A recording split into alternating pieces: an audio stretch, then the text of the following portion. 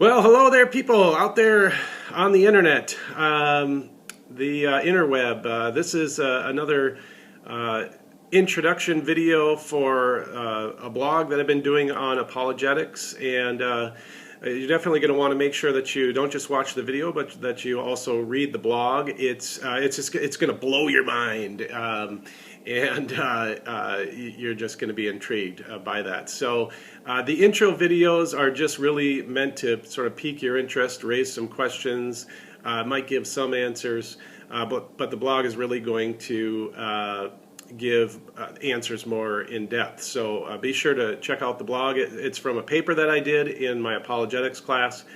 And really I just broke the paper down into a number of sections, and I'm posting it a little bit at a time. So the topic, of course, that I chose for this apologetics paper was biblical contradictions. And this section here, section 4, is basically dealing with chronological contradictions or seeming chronological contradictions.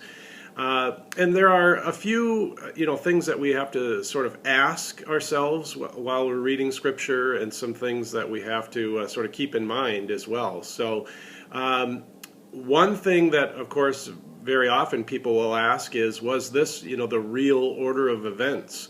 And we just have to keep in mind that we do history differently nowadays in current times than they did in antiquity. So they weren't always so concerned with the order of events. Sometimes they were actually writing stylistically some things that are hard to catch in English, but that we would catch a little more easily in the original languages. So sometimes they may have played with the order of things to sort of be able to accomplish the style they were looking for. So we'll talk a little bit more about that in the blog.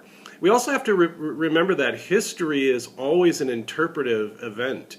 I mean, otherwise, why would it be that we would ever have situations where two people could see, be at the same place at the same time, see the same event, and describe the event differently? Well, it's because they're interpreting things.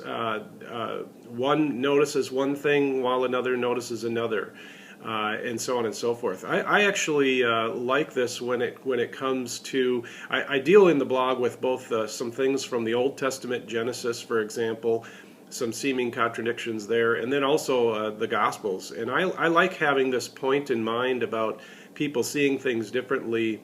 When it comes to the Gospels, especially centering around the resurrection, I like what N.T. Wright has done that, and he's kind of given it a courtroom analysis, or analogy, I should say.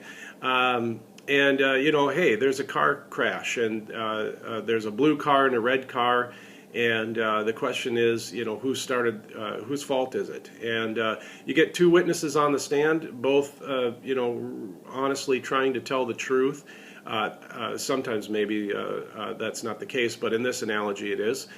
And they describe things a little bit differently. They both saw the same crash. One places the fault with one, and another places it with the other.